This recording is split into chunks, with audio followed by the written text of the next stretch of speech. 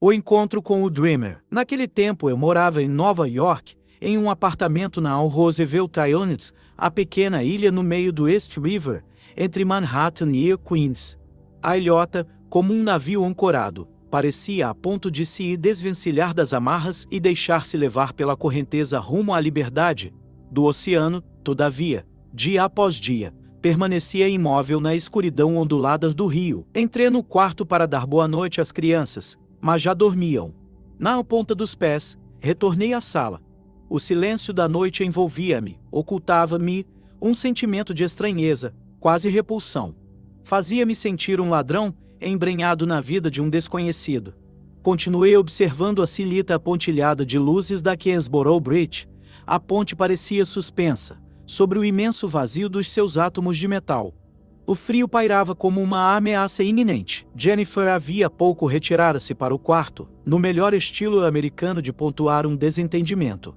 Eu havia voltado tarde aquela noite. Havia ido ao aeroporto JF Kennedy buscar um amigo que não via fazia tempo.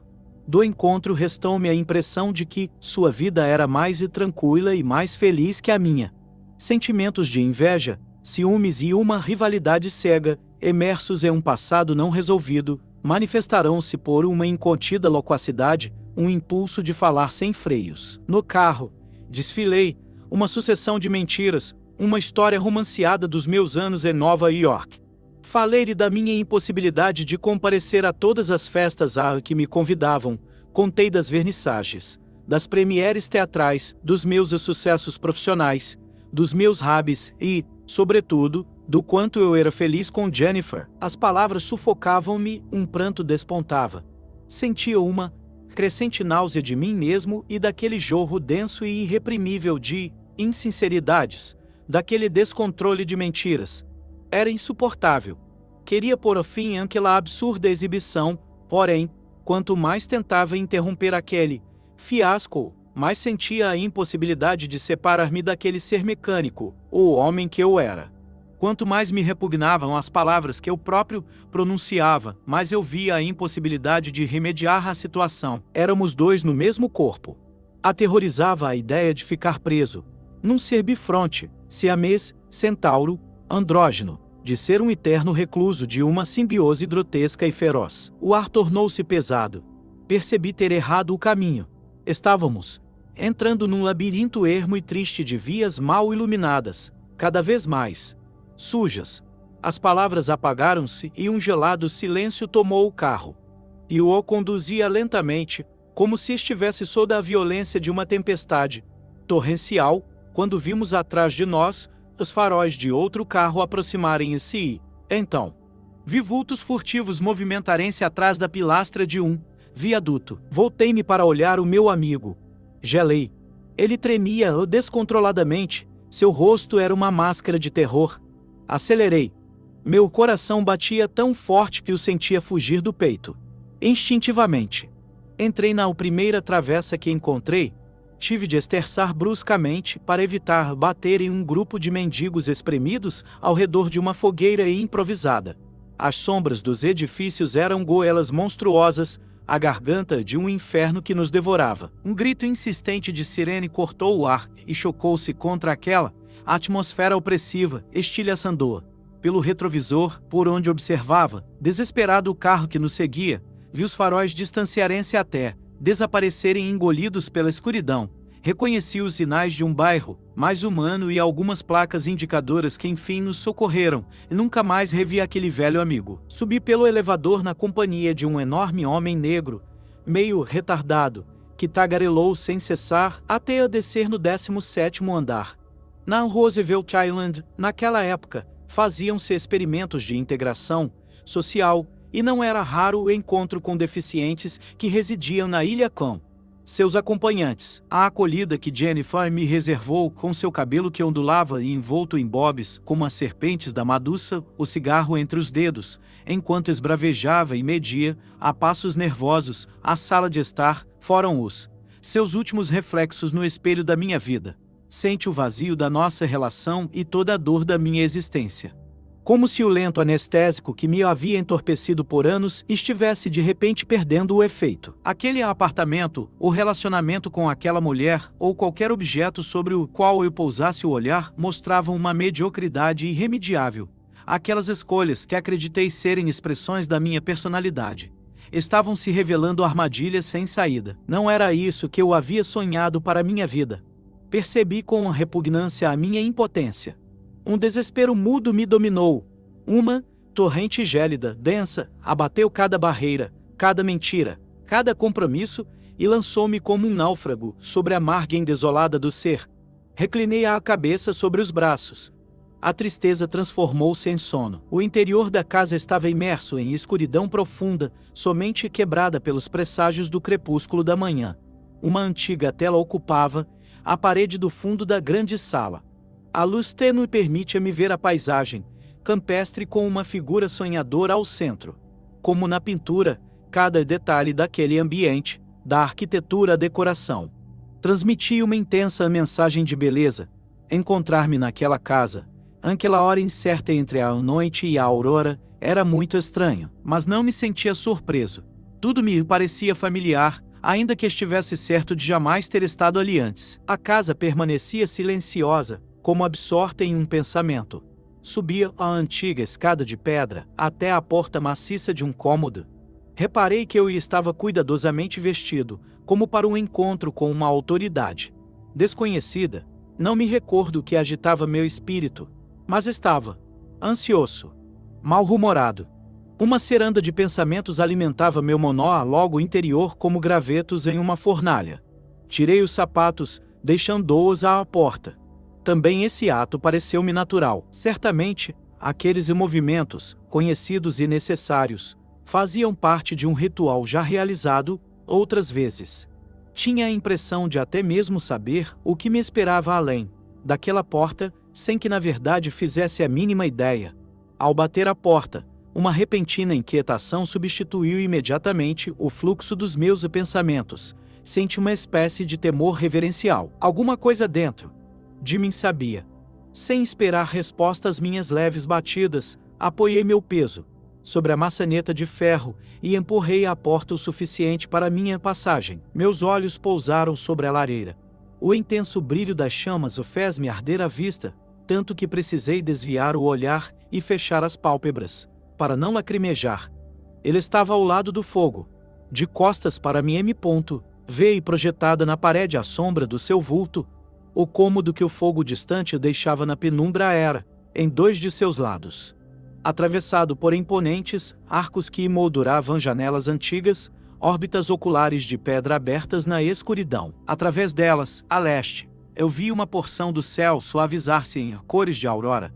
Eu avançava cauteloso e havia dado poucos passos sobre o mármore branco do pavimento, quando sua voz ressoou alta e terrível, congelando cada movimento e cada pensamento meus. Seu estado é desastroso, disse, sem se voltar. Posso sentir isso pelo modo como entrou, por seus passos e, sobretudo, pelo mau cheiro das suas emoções. Você é uma multidão, uma turba de pensamentos. Aonde vai nesse estado? Com que dificuldade você deve conseguir viver essa sua existência de subalterno? Eu não sou um subalterno. Rebati com força, como se me defendesse de um ataque físico inesperado. Quem quer que fosse, era oportuno já estabelecer a distância certa entre nós. Mas o ímpeto de minhas palavras abateu-se como se atingisse paredes almofadadas. Assaltado por um temor desconhecido, com esforço reencontrei a voz para replicar. Eu sou um executivo. O silêncio que se seguiu cresceu no ser ao extremo. Dentro, uma risada mordaz ecoou por um tempo infinito. Permaneci em inquieta apreensão, incerto sobre do que ele zombava em mim e se, de fato, o fazia. Depois daquela eternidade, a voz emergiu de novo. Como você se permite dizer eu? Falou com um tom de desprezo e me golpeou como uma bofetada. No meu mundo, dizer eu é uma blasfêmia. Eu é a divisão que você carrega dentro de si. Eu é a sua multidão de mentiras. Cada vez que você declara um desses seus pequenos eu, você está mentindo. Pode dizer eu somente quem conhece a si mesmo, é dono da própria vida, quem possui uma vontade. Houve uma pausa, Quando recomeçou, suas palavras soaram ainda mais ameaçadoras. Não pronuncie nunca mais eu, ou então aqui você não poderá mais voltar. Observe-se, descubra quem você é. Ser uma multidão significa ficar preso num sistema irreal, inescapável, um sistema autocriado de falsas crenças e mentiras. A falta de unidade deixa o ser humano na prisão da ignorância, do medo e da autodestruição, e causa doença, degradação, violência, crueldade e guerras no mundo externo. O mundo é como você o sonha. É um espelho. Fora você encontra o seu mundo, o mundo que você construiu, que você sonhou. Fora você encontra você. Vá ver quem você é. Descobrirá que os outros são a imagem refletida da mentira que você carrega, da penhora moral, da sua ignorância. Mude, e o mundo mudará. Você cria um mundo doente, e depois tem medo da sua própria criatura, da violência que você mesmo gerou. Acredita que o mundo seja objetivo. Mas o mundo é como você o sonha. Vá pelo mundo e aceite. Encontre os pobres, os violentos, os leprosos que você carrega. Aceite-os. Não os evite, não os acuse. Renda-se ao seu mundo. Vá e aceite conscientemente aquilo que você criou, um mundo rígido, ignorante, sem vida. O poder de um homem encontra-se em possuir a si mesmo, ao mesmo tempo, em render-se a si mesmo. Bruscamente, a voz assumiu o tom áspero de uma ordem. Na minha presença, papel e caneta. Ordenou. Não se esqueça disso. O tom peremptório e aquela repentina mudança de assunto desconcertaram-me. O desconcerto transformou-se rapidamente em medo e pânico. Senti-me subjugado por uma ameaça mortal. Cada sentido estava em alerta máximo, quando sente sua voz se transformar em um potente sibilo. Desta vez terá de escrever. Papel e caneta serão sua única salvação. Escrever minhas palavras é o único modo de você não esquecer. Escreva. Somente assim poderá reunir os pedaços dispersos da sua existência. Depois, como se não houvesse jamais interrompido, retomou minha última afirmação e rebateu. Um executivo é um empregado, um subalterno que se esforça em acreditar naquilo que faz. Impõe uma crença. É o sacerdote de um culto que, por mais medíocre que seja, dá a ele uma competência, a sensação de ter uma direção. Mas você não tem nem mesmo isso. Pensamentos, sensações e desejos, sem a presença da vontade, são fragmentos insensatos dentro do ser, e você é um fragmento à deriva no universo. Suas palavras caíram sobre mim como uma ducha fria e imprevista que me deixou atordoado. A temperatura pareceu baixar muitos graus. Senti-me regelar. Um embaraço enorme, como nunca antes experimentei, apoderou-se de mim com cruel lentidão. Estremeci ao ouvir sua voz falar-me aos ouvidos, tão próxima a ponto de poder sentir sua respiração.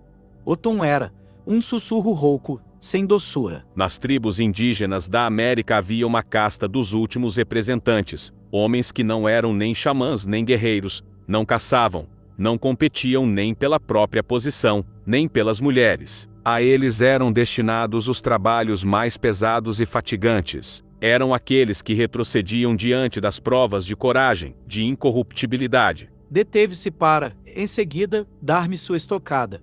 Eu estava paralisado e não podia fazer nada para me proteger ou deter o movimento. Em qualquer tribo, primitiva ou moderna, sussurrou com ferocidade. Você seria colocado ali, naquele ponto da escala. Eu sei, você gostaria de sair do sonho. Continuou sem dar trégua. Mas eu sou a realidade. Sua vida, o mundo que você acredita poder escolher e decidir, são irreais. São um horrível pesadelo. Casar-se, ter filhos, fazer carreira, ter uma casa, ser estimado e reconhecido pelos outros. E mais tudo aquilo em que você sempre acreditou são fetiches sem sentido que você idolatrou e colocou à frente de tudo. Somente o sonho é real. Afirmou. O sonho é a coisa mais real que existe. Aprenda a se movimentar no mundo do real. Aqui os hábitos e as convicções, os velhos códigos, não têm valor. Aquilo que você chama realidade é só aparência, algo completamente distorcido. E no velho não existe nada que você possa aproveitar.